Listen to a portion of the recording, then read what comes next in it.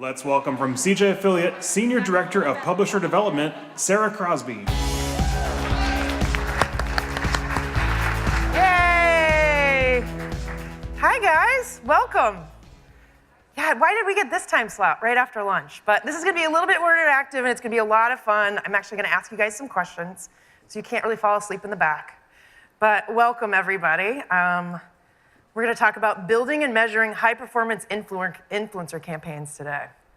So my name is Sarah Crosby, and I actually celebrated my 12-year CJ anniversary yesterday. Yeah. So it's been an amazing journey, and my big focus over the last 7 years has been influencer marketing. I actually had the opportunity to create CJ's content solution and support teams that managed and grew this content certified network and our solution to like new heights. I mean, it's just been an amazing 7 years. Things have totally changed in the influencer marketing realm, so it's super exciting. We now have over 1,300 content certified publishers, and they're providing so much value to CJ's network. These publishers actually drive the highest new customer rates, over 51%, and they also drive the highest AOV for advertisers at over $169. So it's been exciting to see how they contribute to CJ and the network and our advertisers overall. So we collected some amazing panelists here today that have a lot of great experience in the influencer marketing realm to talk about it today. All right, so first question for you guys. Can anyone guess while I'm showing this picture here? Anybody? Early influencers? Yes. David, yes. So we think of influencer marketing being this new discipline, and oh my God, we got to figure this out. What are we doing? But these guys were actually the earliest influencers. In the 1800s, they would work with doctors to promote medicine that were good for the common people so no one got sick. All right, next question for you guys. Does anyone know who this is? PewDiePie. God, you guys are good. In the dry runs that I did earlier, no one knew, so I was like, ha, got you. But you're right, it's PewDiePie, and this is actually the most followed person on YouTube.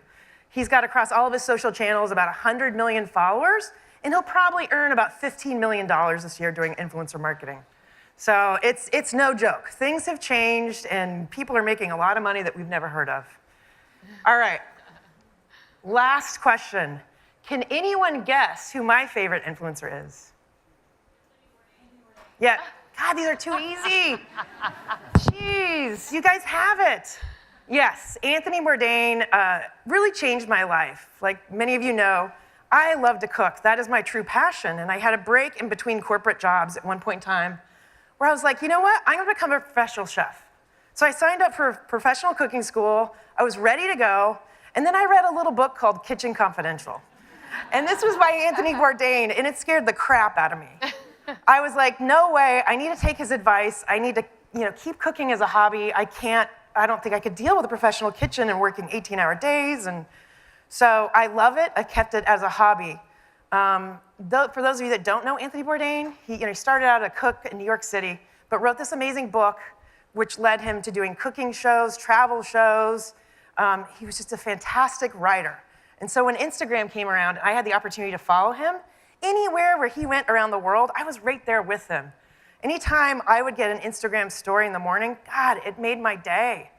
He taught me about new cultures, new travel destinations, and of course, I could follow what he was eating and drinking, which just made my day.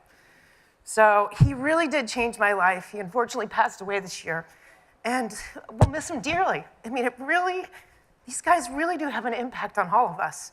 So it's amazing when brands get to partner with these guys and tell great stories about their products and services. So I'm so excited to be sitting up here with you guys today. And I'm going to have these guys, you guys aren't off the hook, talk about a little bit about who they are, who they work with, and your favorite influencer. Awesome. All right, so Jen, do you want to kick things off? Sure. So I'm Jen Wiggins. I'm co-founder of Silkworm Social, which is an influencer talent agency. I've been in the marketing space for 20 years, in influencer marketing specifically for the last 8, and running my own talent agency for the last 4. So I come at the industry a little different. We exclusively represent influencers and are working with them and managing all of their brand collaborations. and excited to be here. So when Sarah asked me who my favorite influencers were, it was a hard choice. The reason for that is that it's like asking me to pick my favorite child. So I represent influencers, we work with them, and so I'm sharing two of my favorites that are here with me this week at CJU, Ellie from Uptown with Ellie Brown, and Merrick from Merrick's Art. I know. But the reason I love working with these ladies and the category that we work in because they are authentic lifestyle influencers. They share their own personal experiences, both across a number of different categories. So their lives in parenting and their marriages and everything to fashion and beauty. And just that they're real and sharing real stories. Yeah. All right, Casper, you're up next. Yeah, so my name is Casper Martel. I'm from TripAdvisor. I manage our global affiliate programs. I've been doing so for the past 3 years or so. I've been with the company for about 3.5 years. My influencer of choice for today is a guy called Andreas Larsen. He's the creative director of a menswear brand called Bourdain, based out of Scandinavia. He probably wouldn't describe himself as an influencer, but he's definitely had some influence on me and my style. I'm very into menswear, so I probably like him because I have a certain affinity for pasty Scandinavians in blazers. So I can relate. We both wear, a lot of sunscreen, and we like pocket squares. So yeah. Yeah, I started following him too, and he's amazing. So it's great photography. He does have this certain style that it draws you in. So thanks for the recommendation. All right, Darcy. Yes, my name's Darcy Crum. I'm the Director of Digital Marketing for online at Sears.com. I've been there just about 5 years and have been running the content there for about 2 or 3 years now, mainly through CJ. And my influencer is Autumn Calabrese. Some of you may know her. She actually is through Beachbody and developed 80-Day Obsession. So she has influenced me. She's very positive in my everyday life, just checking in with her through all of her social feeds. It's not just about a journey to lose weight, but it's also about just where you're going in your own journey. So I love waking up, checking her Instagram, seeing what she has for the day, her story. She also involves her children, her friends, her family. So she's really influenced me. Self-care and health is really important to me. Yeah, she's fantastic in her videos. If you guys have ever done one of her workout videos, they're really hard. But good. So, all right. Okay, first question for you guys. So we talked a little bit about the power of influencers and how they've impacted us personally. But what sort of impact and value do they bring to your brands and the brands that you work with? Who wants to take the first one? I can go first. Okay. For us on the affiliate program for TripAdvisor, influencers and bloggers, content publishers in general, are very important to us. They're about 80% of our entire affiliate program. So more or less the foundation of our program is based on bloggers or content publishers of various shapes and sizes. They drive amazing traffic for us, high conversion rates. They're engaged. They're usually excited to work with us as well, which is good.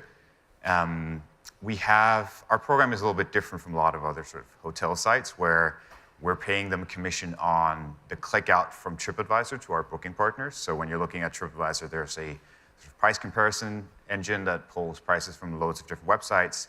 It's on that click out from TripAdvisor to our partners that they get paid, which means that they can monetize on traffic where the user is maybe not ready to book or they're just sort of looking for inspiration or research. So they don't have to push for a sale, first of all. There's no sort of particular deals they have to push. They can use TripAdvisor as sort of a resource, as most people do, to read more reviews, compare prices, and add that into the content in sort of a organic or native way. Yeah. We were just at a meeting earlier today, and all the influencers were talking about, oh, use TripAdvisor? How do I do it? I mean, so it was just, and one person does it and starts to make money, and I think they share that knowledge with others, and it's a really great program because it's CPC, and they start seeing that money early on.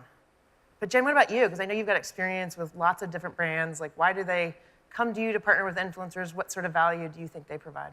Yeah, so we get brands, we work with brands in a number of different ways. Some are looking to gain or tap into untapped audiences that they would otherwise not have been able to reach. Yeah. Some are looking to amplify their current brand marketing efforts, whether it be through rebranding and sharing that story through authentic storytelling.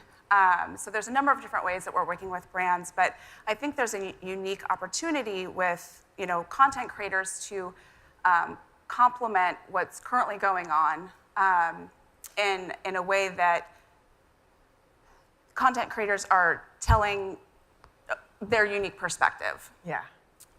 Through their unique voice. So if you want to share a brand's message or rebranding, they get to take that and put it in their own voice and share it in a way that's going to resonate with our particular audience. Yeah, it's fantastic. It really does put things in context for people. And Darcy, what about you guys? I know, like, we're currently working with you on a campaign that's been a lot of fun, so. Yes. Yeah, we are constantly, pushing through different campaigns through the content resources through CJ. For us, it's a bit different.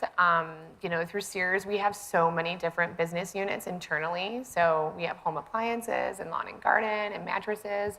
So I actually work across all the different business units internally.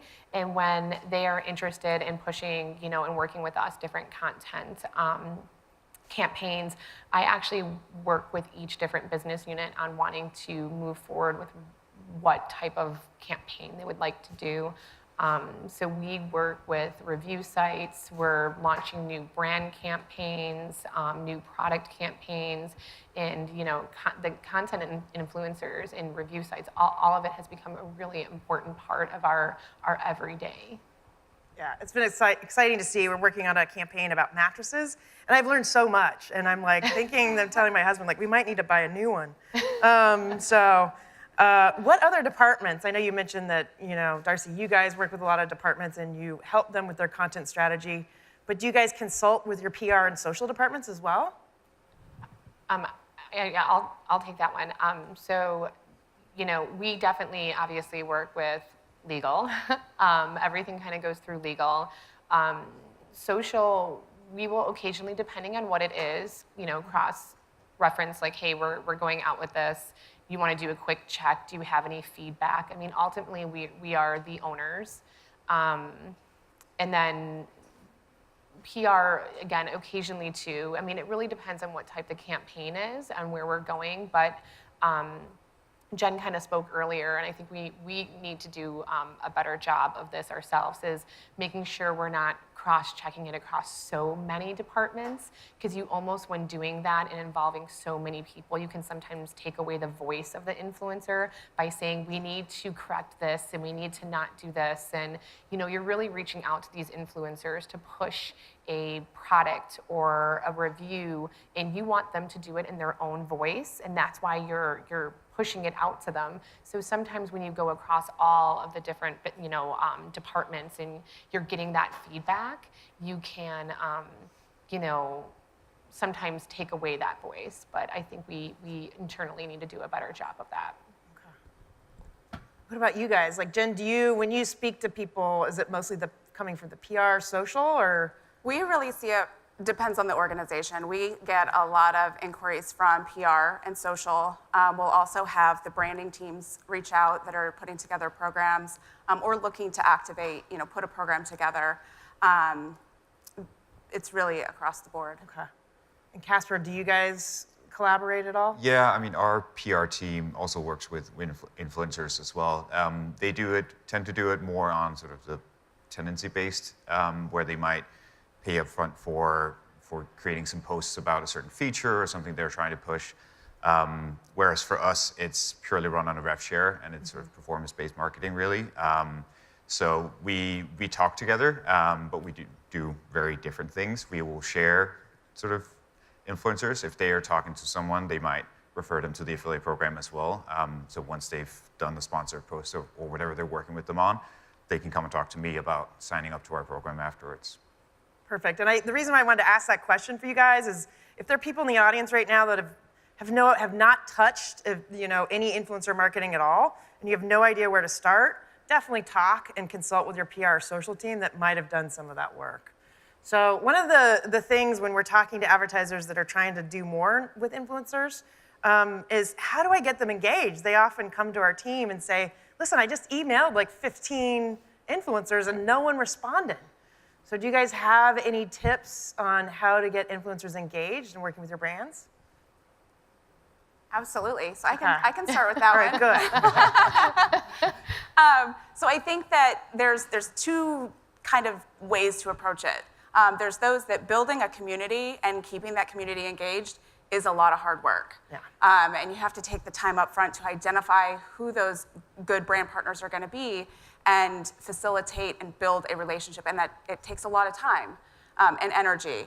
And then, there's also on the other side of that where we're working with brands where maybe they have a campaign for holiday coming up and they're looking to activate a group of influencers. But I think, when approaching influencers, it makes sense to understand your program, what your goals are, and providing the guardrails for what that program would look like.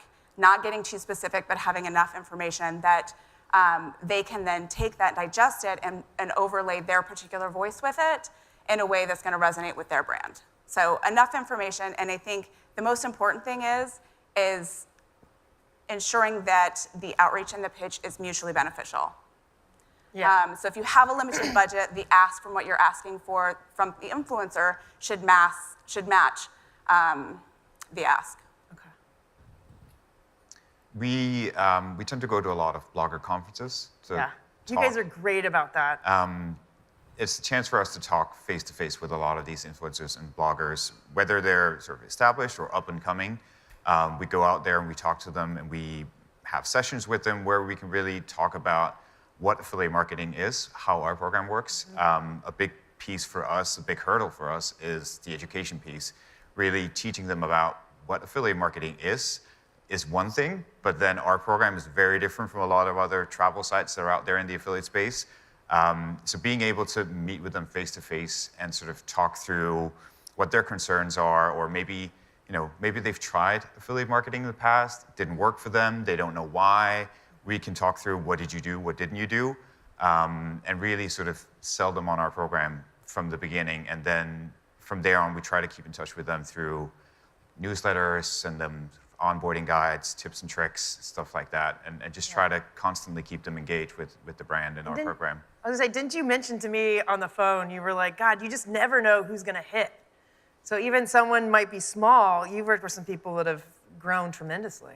Yeah, I mean, we allow anyone really on our program as long as they're related, or they're relevant to travel in one way or another. So it could be a lifestyle blogger, it could be a travel blogger, and it doesn't matter for us whether they launched their blog yesterday or if they've been doing it for 10 years. Because we're running it on a rev share, it doesn't cost me anything to let them onto the program. Some of them will get started, some of them will be consistently linking, some will never get off the ground. Others might generate $2 a month, and that's sort of all they can do. But at this point, we have hundreds of bloggers on our program, and the sum of those really start to accumulate in terms of revenue, and that's why they're so important for us. Yeah. So you never know which one is actually going to be the best fit for you and your program. Yeah. And Darcy, any words of wisdom about engagement and connecting with the right influencers? Yeah, I think for us, again, it can vary. I mean, the mattress one we're doing right now, we needed influencers to be very responsive with all the back and forth we went on. I mean, we definitely needed people to, we needed influencers to be, responsive within 24 hours sometimes, not delay. I mean, we were shipping mattresses to them direct from vendors. I mean, it was a lot of back and forth. Addresses, shipping, delivery dates. I mean, it was a lot of work. So we needed people that were going to be very reactive. So it didn't, again, and it wasn't really so much about, just echoing what you said, wasn't small, big, whatever, just as long as you were, very excited to work with us, and, we let anyone, into our program as well. So, and as far as the tips and tricks go, one of the things that we're working on too that we sometimes get some feedback on is like SEO. We're in the process of doing video. Our SEO director is gonna do a video. He's always happy to get on the phone and provide feedback and do a video, just a short 101 tutorial. So just trying to help and give them those tips and tricks. So. Yeah, I think it's what you guys all kind of echoed. It's establishing that relationship and providing them tips and tools to get going. Because you have to provide them some sort of trigger. You can't just, God, why did I pushed out an offer? Why aren't they doing anything yet? I mean, you have to give them a reason to write about you, whether it's through a sponsored post or organic affiliate links. So when you find those influencers that you want to work with, and the session's really about KPIs and measuring successful campaigns, what sort of things do you look for as far as when you set up the campaign? What sort of KPIs are you looking for to determine success? You want to take this? So it depends on, again, which business unit I'm working with. In all honesty, we mainly have been going off impressions. I think that we're really close in building our content program to getting to a point where we're looking at it from an ROI perspective. Just as of right now, though, we mainly go off impressions and looking at each program. So with the ROI, then you'd start looking more closely at sales and clicks. Yes. Yeah. Yeah. I think, if it's a branding campaign or, again, review sites, when we're working and sending out actual product for people to, get the product, look at it, write the review, and then even a mattress. I mean, it takes a little bit longer to decide on what type of mattress you want to buy. So that can also, a purchase funnel can be 60 days out, So that sale could come in a lot later than something along, an apparel. So it also depends on what type of product that we're looking at to assess. Okay. For us, I mean, we don't look at any of sort of those softer metrics surrounding the influencer space, like impressions, likes, shares, comments, all of that. I could report that upward, but no one would care. At the end of the day, it's my manager's laughing. At the end of the day, for us, it's revenue, revenue generated, and the quality of the traffic that we are getting from the influencers that we work with. Because we're paying out for every sort of referral from us to our booking partners, we need to ensure that enough of those referrals that we're paying for actually turn into value for our partners as well. So there's sort of a traffic quality element that we need to monitor, that we need to keep an eye on as well. But at the end of the day, it's revenue for us. Do you ever share that information with the influencers, like the quality of traffic they're actually providing? We do. I mean, our CJ team often has several calls a month with various content publishers, because we do a monthly analysis, and if someone is starting to dip a little low on those scores of traffic quality, we'll have a call with them, figure out what they're doing, what could they be doing differently. Sometimes it could just be because they're higher in the funnel, right? They're sending a lot of traffic where people are really not looking to book anything at all. But we have a very generous attribution model as well. So we use multi-touch attribution that we've built internally within TripAdvisor.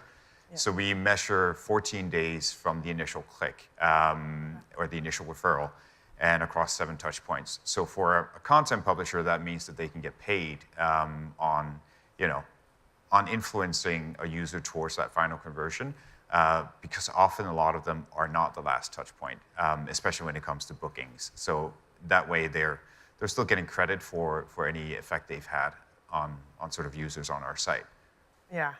I think that's why we're trying to focus on situational commissioning, because we know these guys are top of funnel, where they're not always the last closer, but they provide so much value, and we want to make sure that advertisers have the opportunity to pay them for that influence and being part of that customer journey. Yeah, we might actually, we're looking into extending our payout window to Oh, great. 30 Thank days you. Yeah. later in the day, later in the year. Like 14 days, I think is still generous. I know that a lot of other advertisers in the travel space are last click or same session. We used to be before we switched to MTA about a year and a half ago, but we're hoping to extend that to 30 days, give them more credit for the traffic that they're driving, and also add cross-device, which I think will help a lot for Yeah, these publishers. that's going to be great. Okay. And what about you? What sort of KPIs when brands come to you to work with the influencers that you represent? Yeah, so on the influencer side, a lot of times we rely heavily on our advertising partners to provide feedback on sales generated. If there's affiliate links, things like that, we can absolutely see that. But anything beyond that, we have to rely on our advertising partners. But other things that we do focus on, are, impressions, engagement, is the community engaging around this content that's being created? And I think that, for brands that are just starting out or new to influencer marketing, sometimes they may not have the ability to immediately track sales, but I think the important thing is to find the metric as close to the bottom of the funnel that you can track and try to optimize that. Yeah. It's super important because, we're in this weird little middle spot where affiliate traditionally doesn't look at the engagement metrics and even the reach of the social, of all the publishers in our network. So with VIP, the campaign service that CJ has, we actually invest in a third-party solution to help us with that and monitor that and provide that. But once you get that full picture of affiliate sales, clicks, and all the social engagements, it's so powerful.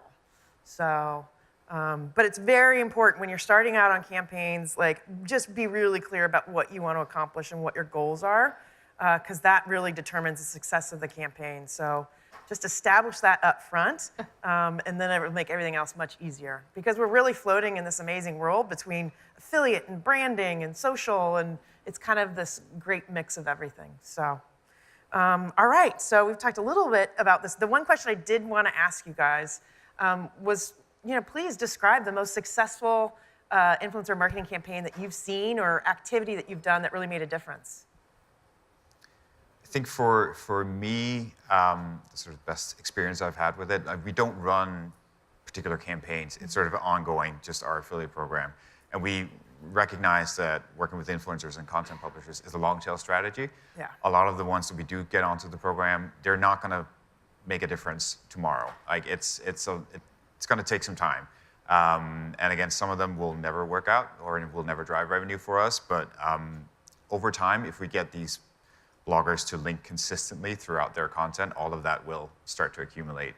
But going back to the conferences that we do go to for travel bloggers in particular, I've had a couple of times where we've been to a certain travel conference and someone will come up that we've talked to at a previous conference and tell us how much they're generating in commissions through our program now, and that TripAdvisor is the only affiliate program that works for them, and how happy they are, and they made it work, and they're telling everyone else to go and talk to TripAdvisor because you will actually get paid.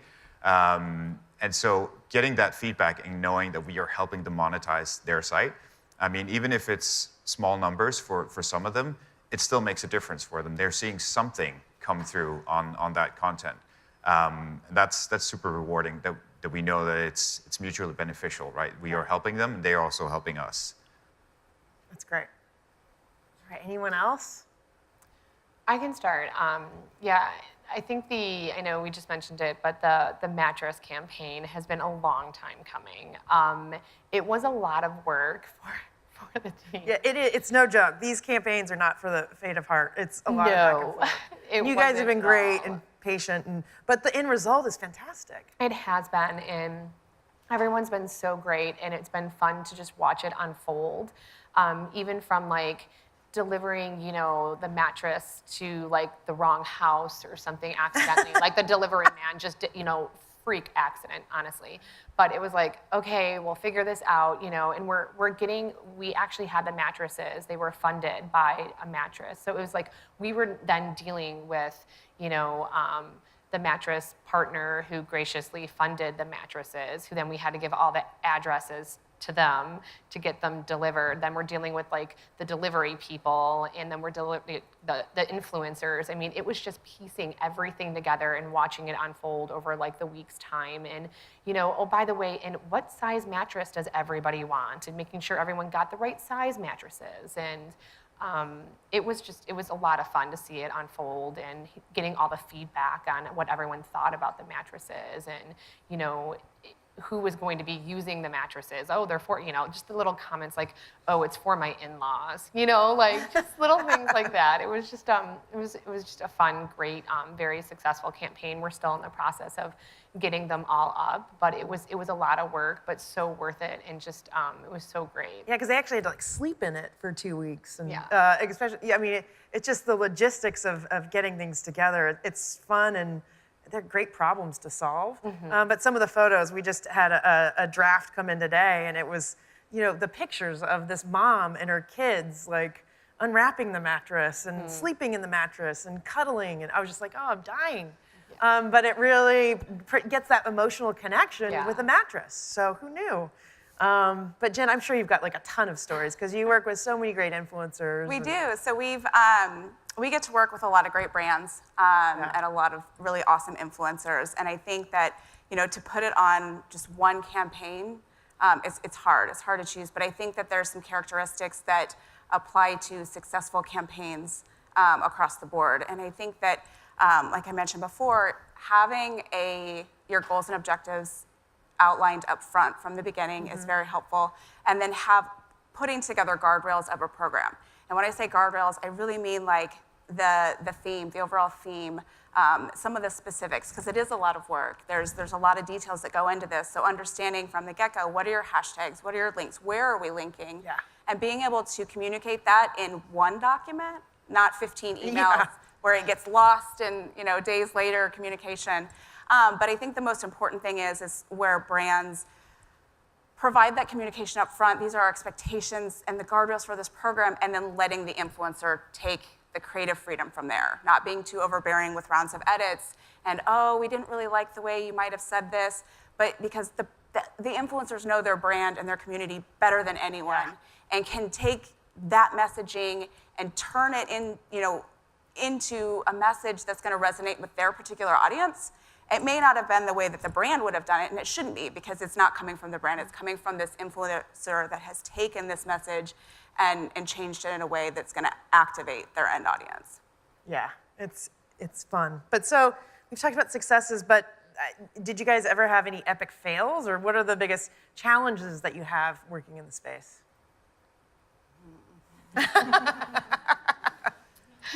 Pleading the fifth. I know. I think the biggest challenge that I tend to come across is bigger influencers. Often they would want tendencies. They will want upfront payment, which we don't do typically. And they are not always super interested in sort of adding links throughout their content or sort of modifying their content. They're up for doing a sponsored post, and they will charge you a certain amount, or they will do an Instagram post, which for us just won't scale, especially with the amount of influencers we have on the program. We need it to be evergreen, so that if they're writing a guide to Paris, like that guide with our links will still be there a year from now and it'll still be relevant. And I think that's, for me, that's the hardest talks that we have sometimes with influencers, where they don't, they know they can get paid from other brands upfront. And so me saying, well, we'll give you, 50 to 80% commission on a click out, that can be anywhere between $2 to $4 per click out. They're like, I can also get $3,500 for an Instagram post. That one, we don't always win that argument. Yeah, but it's just getting them, like, it's passive income, and there's like the networks, and we've got great partners that free money. Help work it with influencers. I'm like, once you get those links up there, and they're on the right pages that are high traffic, that's, you can kind of set it and forget it. Yeah. So, but it is that educational piece can be hard, and there's some that just, I don't think they'll touch affiliate with a 10-foot pole. I don't care, because they're working on designing jeans with the designer and, brand themselves. Like, there's some people that are really high up there and elevated. So it's been fun to see, but yeah, I don't know. So Darcy, what about you? Any sort of I think just kind of going back to like really providing the details up front. I wouldn't say that we've had a major like epic fail from it. Yeah. But I think just learning more and more to give those details up front. Last year we had a Kmart back to school campaign, which we did. We just provided gift cards where they could go and shop, and I think once they went and shopped and came back, we provided detail, but I was like, after I saw some of the things that people bought, I was like, maybe we should have been really detailed, with yeah. like, what back to school meant, or, a leotard and, a ballet outfit wasn't really back to school. But like, back to school season, a lot of kids do sign up for ballet class. So I was like, okay, let's skirt around this. Like, I kind of get it. But again, to your point, it was just that learning experience for us that like, the detail down to the nitty gritty. And, that's definitely, we've had now over a year's time of really getting the detail in, and I love my detail, so Yeah. now I probably overkill it, but It is really so important to think all of that through before you start, but don't let that scare you off. Like, it's still about jumping in and trying it, yeah. and continuously to invest, because that's the thing with content publishers. You have to like keep trying, and even if you have an epic Oh, yeah. fail, like keep going. And I wouldn't even call it an epic fail. Like, It's not. It's just a key learning. But No, I've it's a talked to some learning. advertisers that like, oh, I'm out. This is way too hard, and this happened and this happened. Like, there's some pretty bad horror stories of, But for the most part, it's so rewarding, and what you get out of it is fantastic. One of the questions I did want to ask you guys, because we just saw some of these beautiful images that we put on the screen. Do you leverage the content that influencers create on behalf of your brands? And how do you go about doing that? I know TripAdvisor, you guys you may not, because it's just Not quick. at the It's moment, not- no. Yeah. Okay. Yeah.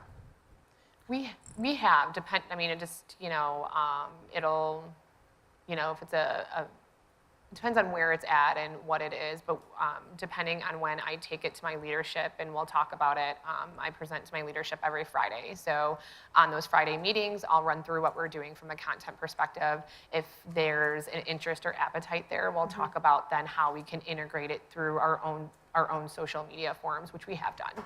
Okay. And we encourage the advertising partners that we're working with to take that content and repurpose it with crediting the influencer, whether that be Yeah, you have to ask them. You can't just take Ask. a photo and run with it. Like, ask, you credit, and tag. must ask. So. But we do. I think that it's a great way for the brand to supplement their own content strategy. Yeah. Because now you have this independent third-party influencer who is recommending, your brand, and it speaks volumes, even, when it's distributed across your own media channels. Yeah, I know brands right now are like, it's a great way to save money. Like, if you don't have someone that you can have produce videos about your products, leverage your influencers. So a lot more of that seems to be coming about nowadays. Well, and the benefit too to the influencers that they're gaining access Yes. to a new audience as well. So there's value in it for the influencers. So we go back to talking about, creating this opportunity for mutual, benefit. That's attractive as well. Okay. So we've got about 2 minutes before our Q&A. Any last words of wisdom for the audience today? Anything that you really want them to keep in mind? We've got some closing thoughts, but I would love to hear from you guys too. Try to work with influencers on a performance basis, I would say. Make them work for it. that would make my life easier. Okay. Or at least consider. I know that we have a very unique program, so our model doesn't work for everyone. But consider other ways of reimbursing or paying the influencers on a performance basis through CJ. I mean, talk to your CJ account person about influence and paying on assists or something like that.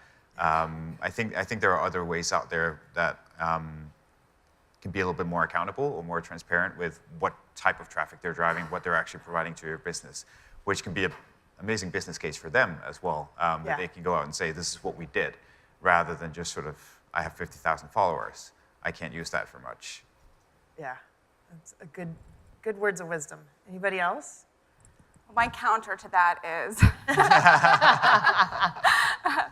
you have to go into it valuing these content creators for, the influential content creator that they are.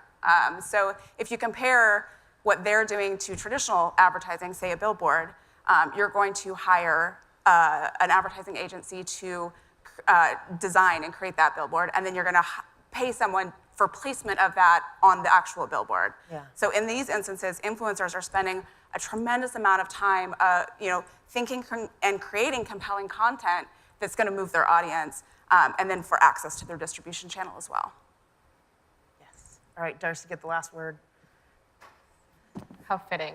I think for me, my words of wisdom would be if you're nervous about doing it or have any questions, definitely reach out to someone who has, like any of us up here. I'm happy to talk to anybody afterwards and share my contact information. Definitely lean on your CJ team. I do. The VIP services have been great through the content partnership with CJ, and I lean in heavy there myself. I'm a team of one, so I think that if you're not doing content, honestly, you should be, and it may be scary, but it's worth it in the end. So, Yeah, thank you guys for a great discussion. And clothing thoughts, if you're going to just take away 3 things, I think it's set clear goals and KPIs, speak to other departments, rely on other advertisers, CJ teams know their stuff here. We're happy to get on calls and talk you through and walk you through some ideas. But consistently invest. You've got to water the plant, is what we always say here. You can't just have the plant and not give it water. It will die. So it should be a constant discussion about your affiliate program. How can you keep nurturing and investing in content? So with that, I'd love to open it up to questions for us all. Yes, we have tons of questions coming through. We'll start with, how do you measure success of blogger engagement?